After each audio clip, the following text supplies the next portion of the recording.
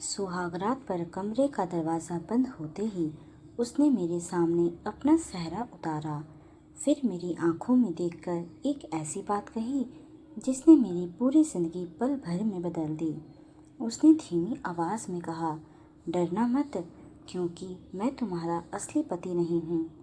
उस एक वाक़ये के बाद मेरे हाथों से दूध का गिलास छूटकर फर्श पर गिर गया। कमरे में सिर्फ उसकी आवाज़ गूंज रही थी और मेरा दिल इतनी तेज़ धड़क रहा था कि जैसे अभी बाहर आ जाएगा। कुछ घंटे पहले तक सब कुछ बिल्कुल सामान्य लग रहा था। पूरे घर में शादी की खुशियाँ थी, रिश्तेदार हंस रहे थे, ढोल बज रहे थे और हर कोई यही कह रहा था कि मेरी किस्मत कितनी अच्छी है। मेरा नाम रिया था और मेरी शादी शहर के मशहूर बिजनेसमैन आरव से हुई थी। मैंने उसे सिर्फ तस्वीरों में देखा था। परिवार वालों ने कहा था कि वह पढ़ा लिखा, समझदार और बहुत अच्छा इंसान है। शादी की रस्मों के दौरान उसका चेहरा ज़्यादातर सेहरे से ढका रहा। मैंने भी कभी शक नहीं किया। आखिर इतने लोगों के सामने कोई धोखा कैसे हो सकता था। लेकिन अब वही आदमी मेरे सामने बैठा था और कह रहा था कि वह मेरा पति ही नहीं है। मैंने कांपती आवाज़ में पूछा, अगर तुम मेरे पति नहीं हो तो फिर तुम हो कौन? वह कुछ पल चुप रहा, फिर बोला, मेरा नाम कबीर है और अगर आज मैं यहाँ नहीं आता तो शायद सुबह होने से पहले तुम्हारी मौत हो जाती। मुझे यहाँ भेजा गया है ताकि तुम्हें जिंदा रखा जा सके। बाकी सच अभी नहीं बता सकता। अगर किसी ने हमें शक की नज़र से देख लिया तो हम दोनों सुबह तक जिंदा नहीं बचेंगे। इसलिए अभी मेरे हर शब्द पर भरोसा मत करो, बस शांत रहो। इस कमरे की हर दीवार पर किसी न किसी की नज़र है। अगर तुम अभी चीखी तो बाहर वाले सबसे पहले तुम्हें नहीं, मुझे मारेंगे और उसके बाद तुम्हारी बारी होगी। मेरे पैरों तले ज़मीन खिसक गई। मैंने उसे अविश्वास से देखा। वह झूठ बोल रहा है या सच, मैं समझ ही नहीं पा रही थी। तभी उसने अपनी जेब से एक पुरानी तस्वीर निकाली। तस्वीर में मैं थी, लेकिन मेरे साथ जो आदमी खड़ा था वह आरव नहीं बल्कि यही कबीर था। मैंने हैरानी से तस्वीर देखी और कहा, ये फ़ोटो कब की है? मैं तुम्हें तक जानती तक नहीं। कबीर की आंखों में एक अजीब दर्द था। वह बोला, यही तो सबसे बड़ा राज है रिया। तुम मुझे भूल चुकी हो, लेकिन किसी ने तुम्हें भुलाया नहीं, बल्कि तुम्हारी यादें तुमसे छीन ली गई थीं। इतना कहते ही कमरे के बाहर किसी के कदमों की आहट सुनाई दी। कबीर का चेहरा हल्का अचानक बदल गया। उसने फुसफुसाकर कहा, वो लोग आ गए। अगर तुमने अभी मेरी बात पर भरोसा नहीं किया तो कल सुबह तक सच हमेशा के लिए दफन हो जाएगा।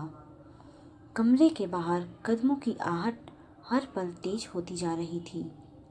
कबीर ने बिना एक सेकंड गवाए कमरे की सारी लाइटें बंद कर दी। पूरा कमरा अंधेरे में डूब गया। उसने मेरा हाथ पकड़कर धीरे से कहा, एक भी आवाज़ मत करना, वरना हम दोनों जिंदा नहीं बचेंगे। मेरा दिमाग सुन्न हो चुका था। कुछ मिनट पहले तक जिसे मैं अपना पति समझ रही थी, वही अब खुद को अजनबी बता रहा था। फिर भी उसकी आंखों में डर बनावटी नहीं लग रहा था। तभी दरवाजे पर दस्तक हुई। आरव, दरवाज़ा खोलो, सब ठीक है ना?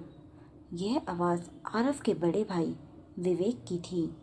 कबीर ने होठों पर उंगली रखकर मुझे चुप रहने का इशारा किया। उसने दरवाज़ा खोला, लेकिन कमरे की लाइट नहीं जलाई। रिया की तबीयत थोड़ी ख़राब है। पिछले कई दिनों तक मुझे आरव की आवाज़, चाल और हाव भाव की प्रैक्टिस करवाई गई थी, इसलिए किसी को शक नहीं हुआ। उसने बिल्कुल आरव जैसी आवाज़ में कहा, वो आराम कर रही है। बाहर कुछ पल सन्नाटा रहा। फिर विवेक बोला, ठीक है, सुबह जल्दी नीचे आ जाना। पापा ने कहा है कि एक ज़रूरी रस्म बाकी है। उनके जाते ही कबीर ने राहत की सांस ली और दरवाज़ा अंदर से बंद कर दिया। मैंने तुरंत उसका हाथ झटक दिया। अब सच सच बताओ, तुम आरव नहीं हो? फिर पूरी शादी में किसी को पता कैसे नहीं चला? कबीर ने मेरी तरफ देखा और बोला, क्योंकि असली आरव इस शादी में आया ही नहीं। मेरे होश उड़ गए। क्या मतलब? असली आरव शादी से ठीक पहले अचानक गायब हो गया था। उसकी जगह मुझे बिठाया गया था। मुझे उसकी जगह बैठाने की वजह नहीं बताई गई। बस इतना कहा गया कि अगर मैंने मना किया तो मेरा परिवार जिंदा नहीं बचेगा। शादी से एक दिन पहले मुझे इस परिवार के लोगों ने मजबूर किया। उन्होंने मेरा परिवार बंधक बना लिया था। मेरे पास उनकी बात मानने के अलावा कोई रास्ता नहीं था। उन्होंने कहा कि अगर मैंने उनकी बात नहीं मानी तो वो एक बेगुनाह की जान ले लेंगे। मुझे सिर्फ शादी की रस्में पूरी करने के लिए दूल्हा बनाया गया था, क्योंकि इस परिवार को सिर्फ शादी पूरी करवानी थी। असली वजह मुझे भी पूरी तरह नहीं बताई गई थी। लेकिन क्यों? कबीर कुछ पल चुप रहा। क्योंकि इस शादी का मकसद तुम्हें बहू बनाना नहीं था। तुम्हें एक ऐसे कागज़ पर साइन करवाना था जिसके बाद करोड़ों की संपत्ति हमेशा के लिए उनके नाम हो जाती। शादी के तुरंत बाद तुम्हारे साइन करवाकर सारी संपत्ति और ट्रस्ट के अधिकार अपने नाम करने की योजना थी। मैंने गुस्से में कहा, तुम्हारी बातों पर मैं क्यों भरोसा करूं? कबीर ने जेब से एक छोटी सी चाबी निकाली। ये तुम्हारे पुराने लॉकर की चाबी है। अगर तुम मुझे नहीं जानती तो ये मेरे पास कैसे आई? मैंने चाबी को गौर से देखा। वह बिल्कुल वैसी ही थी जैसी बचपन में मेरे पापा ने मुझे दी थी, लेकिन वह चाबी 5 साल पहले रहस्यमय तरीके से गायब हो गई थी।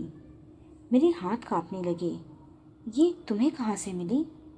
कबीर ने धीमे स्वर में कहा, क्योंकि 5 साल पहले जब तुम्हारी याददाश्त छीनी गई थी, उस रात मैं भी वहीं था। इतना सुनते ही मेरे सिर में तेज दर्द शुरू हो गया। अचानक कुछ धुंधली तस्वीरें मेरी आंखों के सामने आने लगीं। बारिश की रात, जलती हुई कार, कोई मुझे खींचकर बाहर निकाल रहा था और कोई बार बार मेरा नाम पुकार रहा था। रिया, आंखें मत बंद करना रिया। मैंने सिर पकड़ लिया। तभी नीचे से किसी महिला की चीख सुनाई दी, जल्दी नीचे आइए, आरव के कमरे का दरवाज़ा खोलिए, किसी ने हवेली में घुसपैठ कर ली है। कबीर का चेहरा एकदम सफ़ेद पड़ गया।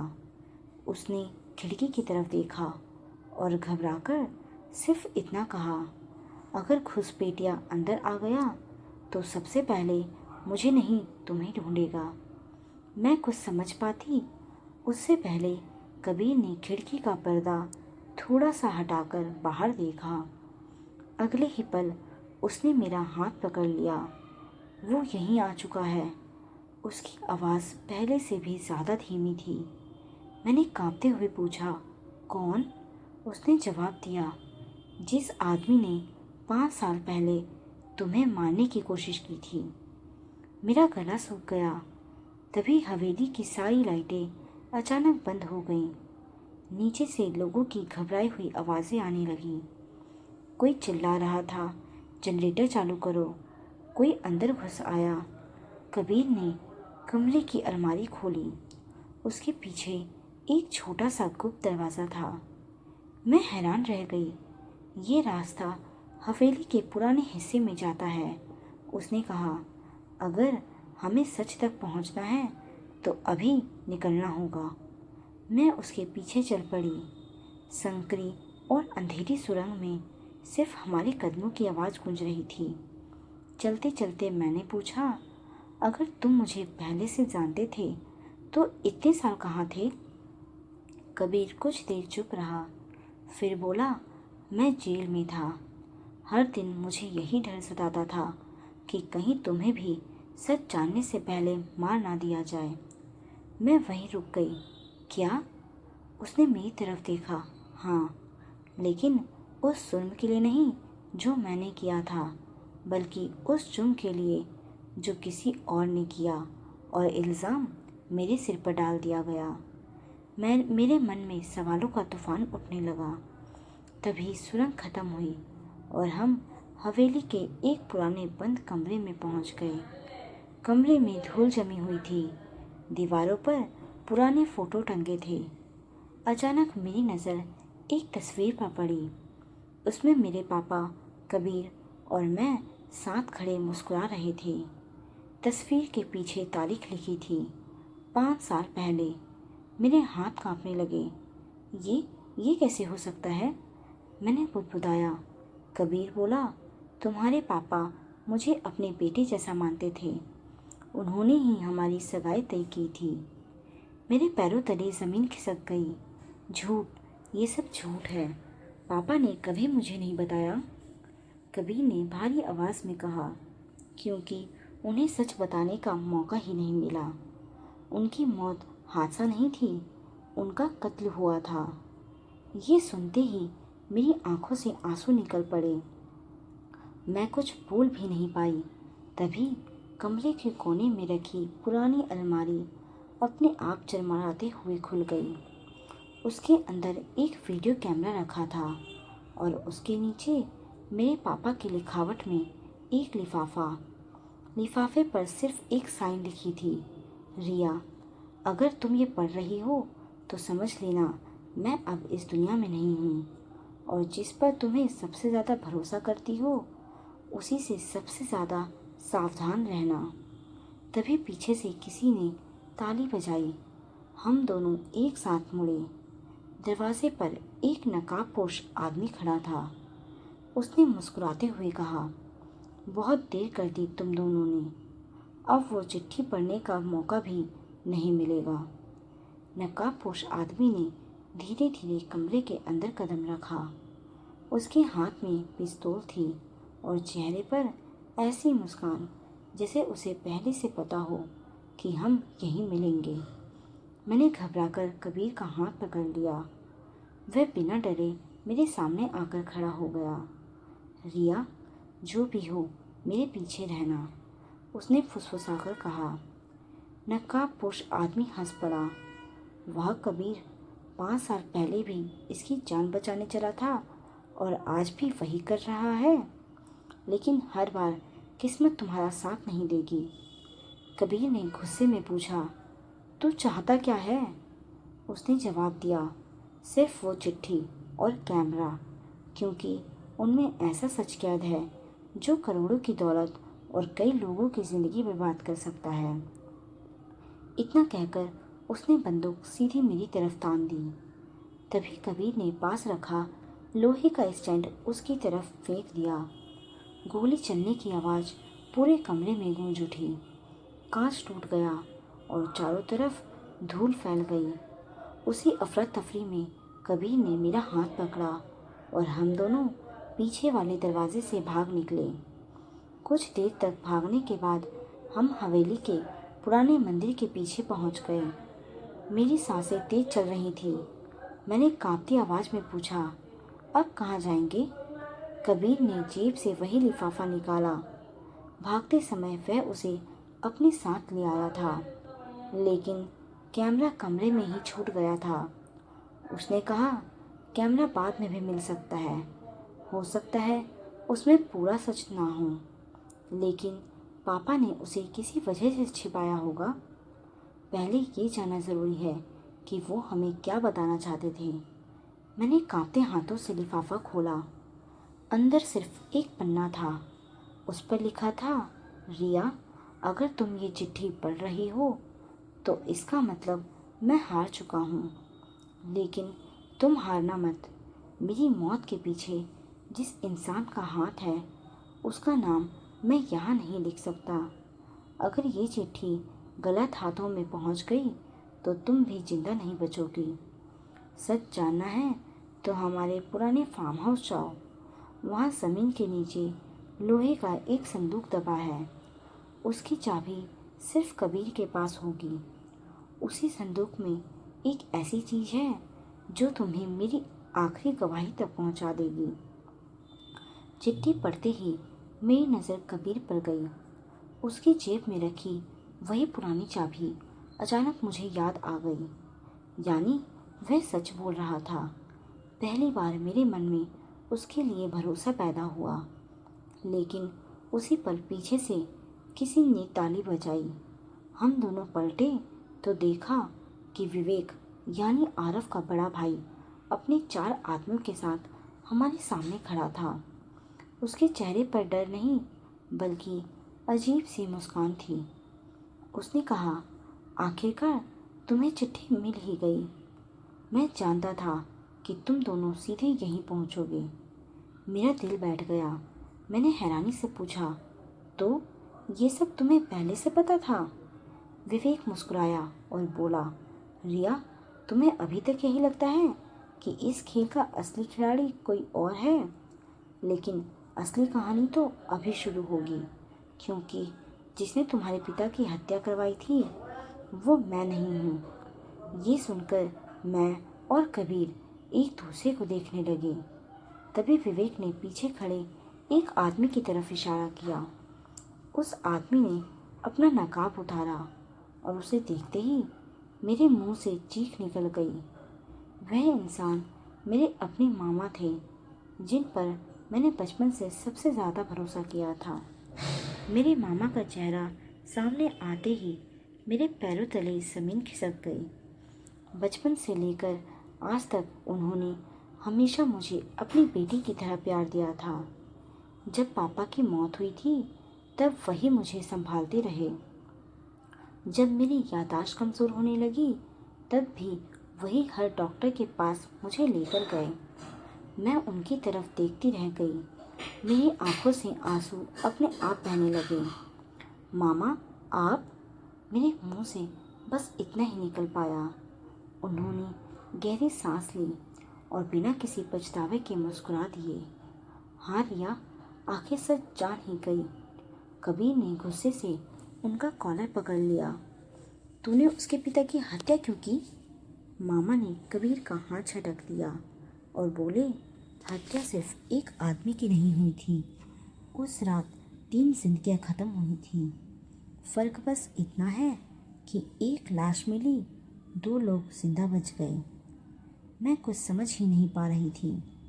विवेक भी चुपचाप सब देख रहा था, जैसे उसे भी पूरी सच्चाई का इंतज़ार हो। मामा ने मेरी तरफ देखकर कहा, रिया, तुम्हारे पिता बहुत ईमानदार थे, लेकिन ईमानदारी कभी कभी सबसे बड़ी कमज़ोरी बन जाती है। उन्होंने एक ऐसी फाइल अपने पास रख ली थी जिसमें कई बड़े लोगों के काले राज थे। अगर वह फाइल पुलिस तक पहुंच जाती तो करोड़ों का साम्राज्य एक दिन में ख़त्म हो जाता। मैंने कांपते हुए पूछा, तो आपने सिर्फ एक फाइल के लिए पापा को मार दिया? मामा ने सिर हिलाया, नहीं, तुम्हारे पिता को मनाने की बहुत कोशिश की थी, लेकिन उन्होंने इनकार कर दिया। फिर उस रात हादसा हुआ। कबीर चीखा, उसे हादसा मत कहें, वो कत्ल था। मामा हंस पड़े, कत्ल? अगर कत्ल ही होता तो तुम दोनों आज यहाँ खड़े नहीं होते। मैंने हैरानी से पूछा, क्या मतलब? उन्होंने मेरी आंखों में देखते हुए कहा, उस रात कार में सिर्फ तुम्हारे पिता नहीं थे, तुम और कबीर भी थे। मेरे सिर पर फिर वही तेज दर्द शुरू हो गया। अचानक धुंधली यादें साफ होने लगी। बारिश, तेज रफ्तार कार। पापा बार बार कह रहे थे, रिया, ये फाइल किसी को मत देना। फिर एक जोरदार टक्कर, आग, धुआं और कबीर मुझे कार से बाहर खींच रहा था। मैं चीखते हुए ज़मीन पर बैठ गई। मुझे सब याद आ रहा है। हादसे के बाद डॉक्टरों ने कहा था कि सिर की चोट से मेरी याददाश्त चली गई थी और उसी कमज़ोरी का फ़ायदा उठाकर अपराधियों ने मेरी पूरी ज़िंदगी सच्चाई बदल दी। मेरी सांसें तेज हो गईं। कबीर मेरी तरफ बढ़ा, लेकिन तभी मामा ने जेब से एक रिमोट निकाला। उन्होंने मुस्कुराते हुए कहा, याददाश्त वापस आ गई। बहुत अच्छा, क्योंकि अब तुम्हें पूरी सच्चाई याद रखते हुए मारना होगा। उन्होंने रिमोट का बटन दबा दिया। अगले ही पल पूरे पुराने फार्म हाउस में तेज बीप की आवाज़ गूंजने लगी। कबीर का चेहरा सफ़ेद पड़ गया। उसने चारों तरफ देखा और जोर से चिल्लाया, रिया भागो, इस पूरे फार्म हाउस में बम लगा हुआ है। हमारे पास ज़्यादा से ज़्यादा 2 मिनट है, भागो। कबीर की आवाज़ पूरे फार्म हाउस में गूंज उठी। अगले ही पल उसने मेरा हाथ पकड़ा और बाहर की तरफ दौड़ पड़ा। हर तरफ तेज बीप की आवाज़ सुनाई दे रही थी। दीवारों से धूल गिरने लगी थी। मैं भागा तो रही थी, लेकिन बार बार पीछे मुड़कर मामा को देख रही थी। हैरानी की बात यह थी कि उनके चेहरे पर ज़रा भी डर नहीं था। वे वहीं खड़े मुस्कुरा रहे थे, जैसे उन्हें पूरा यकीन हो कि आज हम दोनों जिंदा बाहर नहीं निकल पाएंगे। बाहर निकलने से कुछ कदम पहले अचानक ज़मीन का एक हिस्सा धंस गया। मैं संतुलन खोकर नीचे गिरने ही वाली थी कि कबीर ने समय रहते मेरा हाथ पकड़ लिया, लेकिन इस कोशिश में वह खुद नीचे बने गहरे गड्ढे में गिर गया। कबीर, मैं चीख पड़ी। उसने नीचे से दर्द में कराहते हुए कहा, मैं ठीक हूँ, पहले तुम बाहर निकलो। मैं उसे छोड़कर जाने के लिए तैयार नहीं थी। तभी ऊपर से मामा की आवाज़ आई, रिया, अगर आज उसे बचाने की कोशिश की तो तुम दोनों मरोगे। मैंने उनकी तरफ देखा और पहली बार मेरी आंखों में डर नहीं, गुस्सा था। मैं चिल्लाई, आज तक मैं आपको अपना परिवार समझती रही, लेकिन आज समझ आया कि रिश्ते खून से नहीं, नीयत से बनते हैं। ये सुनकर मामा का चेहरा सख्त हो गया। तभी फार्म हाउस के अंदर ज़ोरदार धमाका हुआ। पूरी इमारत हिल गई। मैंने किसी तरह पास पड़ी लोहे की जंजीर नीचे फेंकी। कबीर ने पूरी ताकत लगाकर उसे पकड़ा और मैं उसे ऊपर खींचने लगी। तभी दूसरा धमाका हुआ। इस बार छत का एक बड़ा हिस्सा टूटकर नीचे गिरा। कबीर किसी तरह बाहर निकल आया और हम दोनों दौड़ते हुए फार्म हाउस से बाहर आ गए। जैसे ही हम सुरक्षित दूरी पर पहुंचे, पीछे एक भयंकर विस्फोट हुआ। पूरा फार्म हाउस आग की लपटों में घिर गया। मैं ज़मीन पर बैठ गई। मेरी आंखों के सामने वर्षों की यादें घूम रही थीं। तभी मुझे अचानक याद आया, पापा ने चिट्ठी में एक लोहे का संदूक का जिक्र किया था, लेकिन वह संदूक तो हमें मिला ही नहीं। मैंने घबराकर कबीर से कहा, अगर संदूक अंदर था तो अब सब खत्म हो गया है। कबीर ने मेरी तरफ देखा और हल्की सी मुस्कान दी। नहीं, मैंने धमाका होने से पहले उसे निकाल लिया था। उसने अपनी कार की डिक्की खोली। अंदर वही पुराना लोहे का संदूक रखा था। मैंने राहत की सांस ली। कबीर ने चाबी निकाली और ताला खोल दिया। हम दोनों को पूरा यकीन था कि अब इसमें पापा की आखिरी गवाही होगी, लेकिन जैसे ही संदूक खुला, हम दोनों के चेहरे का रंग उड़ गया। अंदर ना कोई फाइल थी, ना कोई वीडियो, सिर्फ एक पुरानी डायरी और एक लिफाफा रखा था। पापा हमेशा कहा करते थे कि असली सबूत कभी पहली जगह नहीं रखा जाता। डायरी के पहले पन्ने पर लिखा था, अगर तुम यहाँ तक पहुँच गई हो तो समझो तुम सही रास्ते पर हो। असली सबूत इस संदूक में नहीं है। ये डायरी तुम्हें उसके पास तक ले जाएगी। मैंने कांपते हाथों से लिफाफा खोला। उसमें एक लाइन लिखी थी, अगर यह संदूक तुम्हारे हाथ लग गया है तो समझ लो कि असली गद्दार अभी भी तुम्हारे सबसे करीब खड़ा है। मैं धीरे धीरे कबीर की तरफ मुड़ी, क्योंकि उस समय मेरे सबसे करीब सिर्फ वही खड़ा था और उसी पल पीछे से पुलिस की कई गाड़ियां सायरन बजाते हुए हमारे सामने आकर रुक गईं।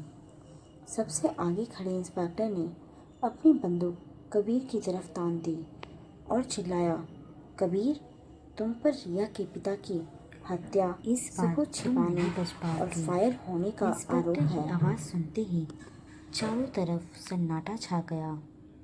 कई पुलिस वाले कबीर को घेर चुके थे। मैंने घबराकर उनके सामने खड़े होकर कहा, नहीं, कबीर निर्दोष है। लेकिन इंस्पेक्टर ने मेरी बात अनसुनी कर दी। हथकड़ी लगाओ इसे। दो पुलिस वाले आगे बढ़े। कबीर ने बिना विरोध किए अपने हाथ आगे कर दिए। कबीर समझ चुका था कि अब सच तक पहुंचना का एक ही रास्ता है, दुश्मनों का भरोसा जीतना। इसलिए उसने बिना विरोध गिरफ्तारी स्वीकार कर ली। 5 साल पहले भी इसी हत्या के छोटे आरोप में मुझे जेल भेजा गया था। कुछ महीनों पहले सबूतों के अभाव में अदालत ने मुझे जमानत दे दी थी, लेकिन असली अपराधी आज तक खुलेआम घूम रहे थे। उसने सिर्फ मेरी तरफ देखकर कहा, रिया, चाहे कुछ भी हो जाए, उस डायरी को किसी और के हाथ मत लगने देना। अगले ही पल उसके हाथों में हथकड़ी डाल दी गई। मैं रोते हुए इंस्पेक्टर से बोली, आप गलती कर रहे हैं, असली अपराधी मेरे मामा हैं। इंस्पेक्टर मेरी तरफ देखकर हल्का सा मुस्कुराया, तुम्हारे मामा?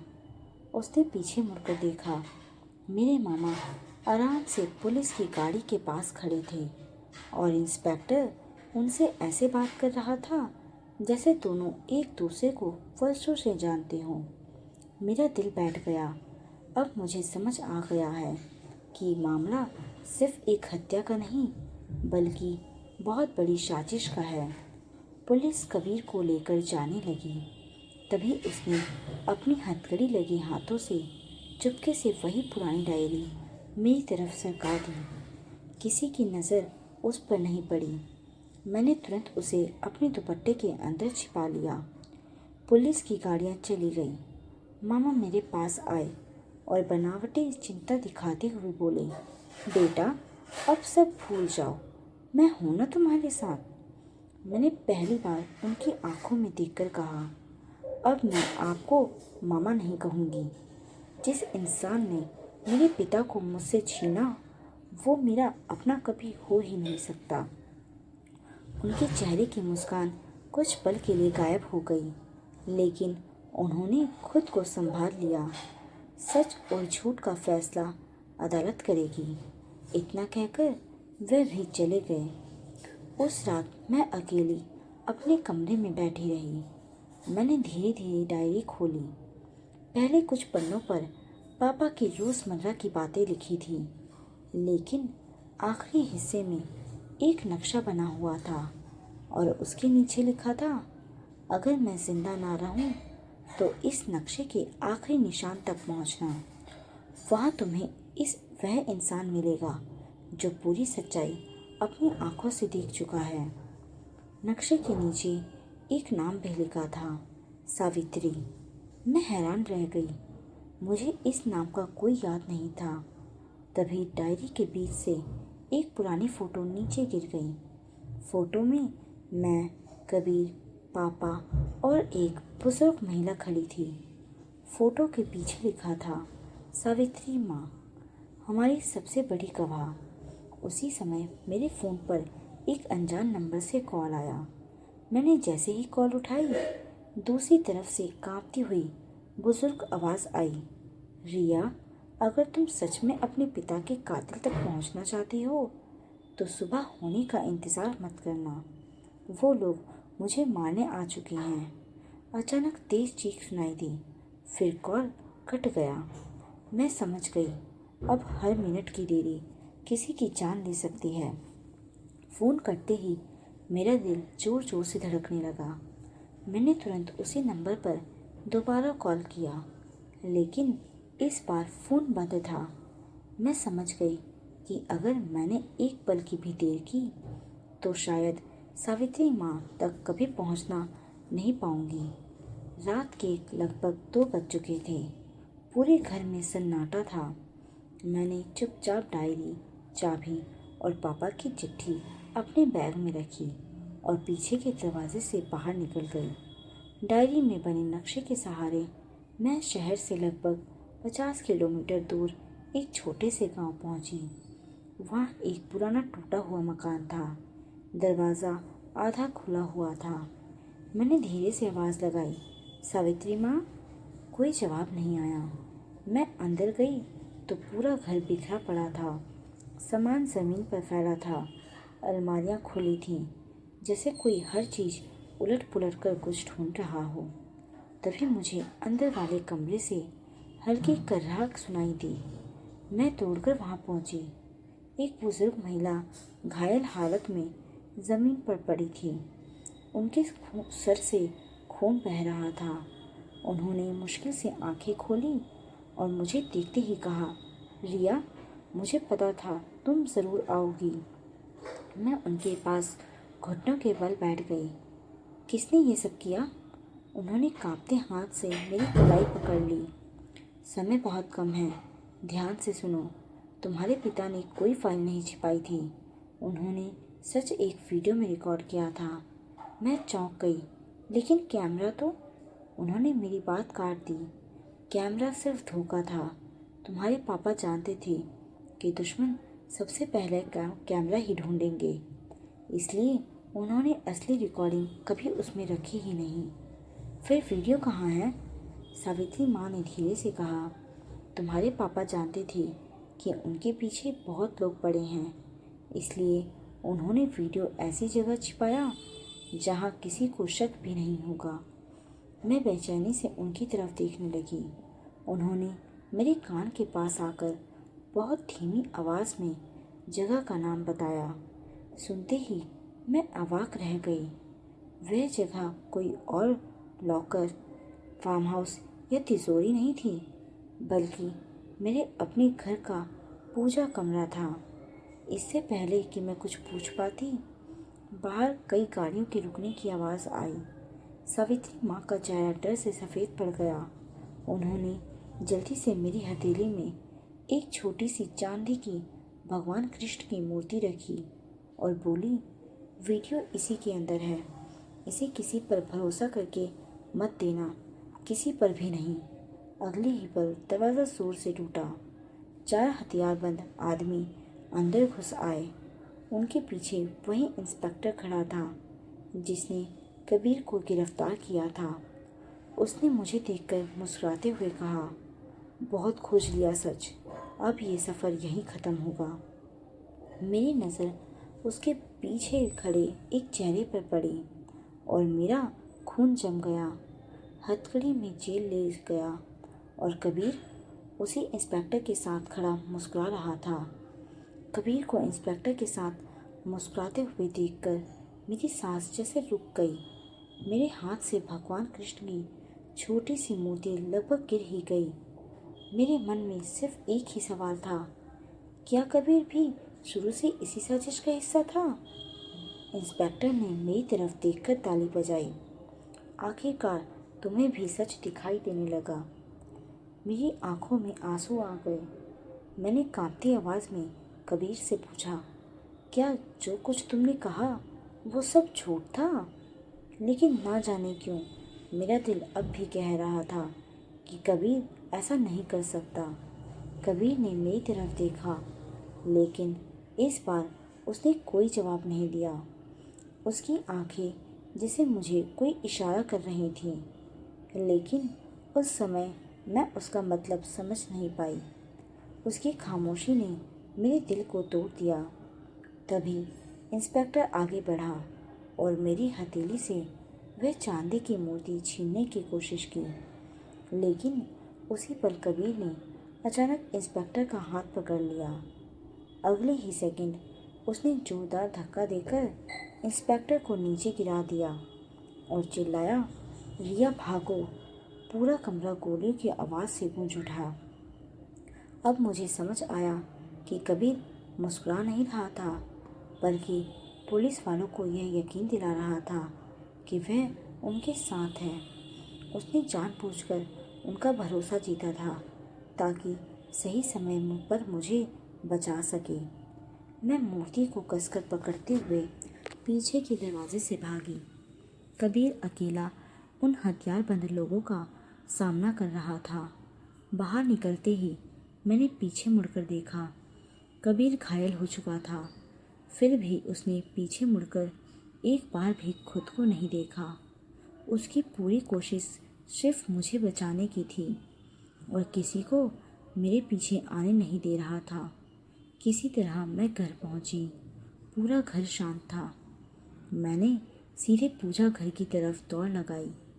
पापा की डायरी में बने संकेत याद करते हुए मैंने भगवान कृष्ण की बड़ी मूर्ति के नीचे वही छोटी चांदी की मूर्ति रखी। अचानक मंदिर के अंदर एक छोटा सा गुप्त खाने का दरवाज़ा खुल गया। उसके अंदर एक पुरानी पेन ड्राइव रखी थी। मेरे हाथ कांपने लगे। यही वह सबूत था जिसके लिए इतने लोग मारे गए थे।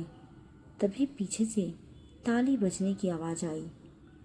मैं पलटी तो देखा मेरे मामा दरवाजे पे खड़े थे।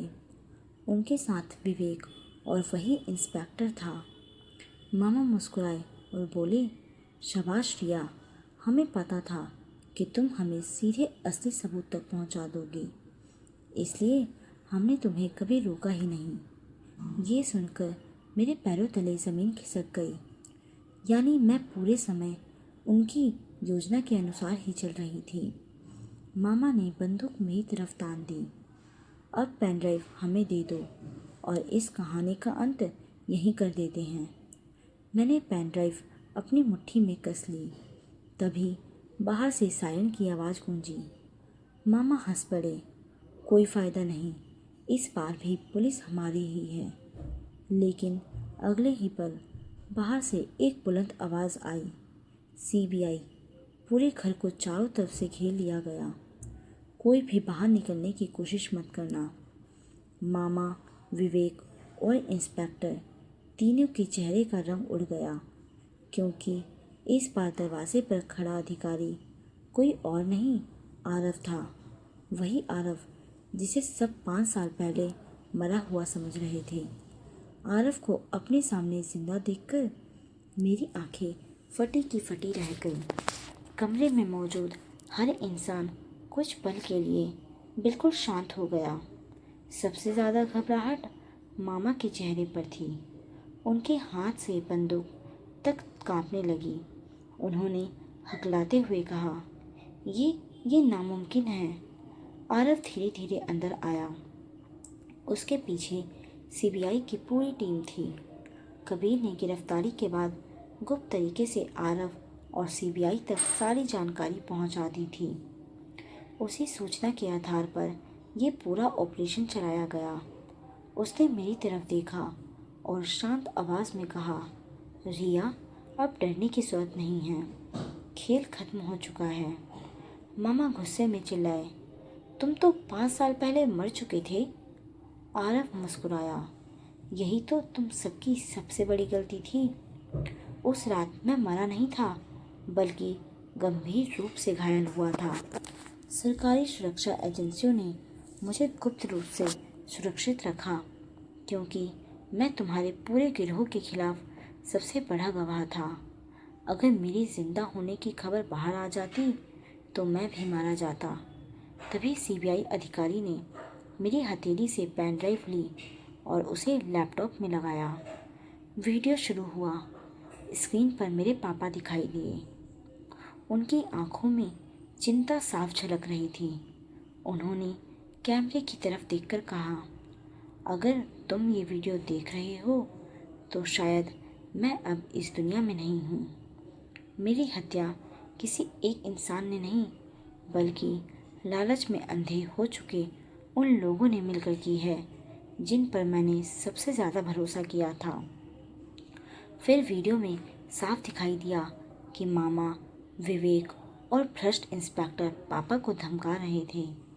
जब उन्होंने फाइल देने से मना किया तो उन पर हमला कर दिया गया। पूरा सच कैमरे में रिकॉर्ड था। वीडियो ख़त्म होते ही कमरे में सन्नाटा छा गया। मामा भागने के लिए मुड़े, लेकिन सीबीआई ने उन्हें तुरंत पकड़ लिया। विवेक और इंस्पेक्टर को भी हथकड़ी लगा दी गई। इतने सालों से छिपा हुआ सच आखिर सबके सामने आ चुका था। मैंने तुरंत पूछा, कबीर कहाँ है? तभी दरवाज़ा खुला। 2 अधिकारी अंदर आए और उनके साथ घायल हालत में कबीर भी था। उसके कंधे पर पट्टी बंधी हुई थी, लेकिन चेहरे पर वही मुस्कान थी। उसने मुस्कुराकर कहा, मैंने कहा था ना, सच एक दिन ज़रूर जीतेगा। मेरी आंखों से आंसू बह निकले। मैं उसके पास गई और सिर्फ इतना कहा, मैंने एक पल के लिए तुम पर शक किया था, मुझे माफ़ कर दो। कबीर मुस्कुराया, अगर तुम शक नहीं करती तो शायद आज तुम जिंदा भी नहीं होती। भरोसा हमें सबूत देखकर करना चाहिए, सिर्फ शब्दों पर नहीं। कुछ महीनों बाद अदालत में मामा, विवेक और भ्रष्ट इंस्पेक्टर को उम्र कैद की सज़ा सुनाई। मेरे पापा को मरणोपरांत न्याय मिला। उनकी ईमानदारी आखिर जीत गई।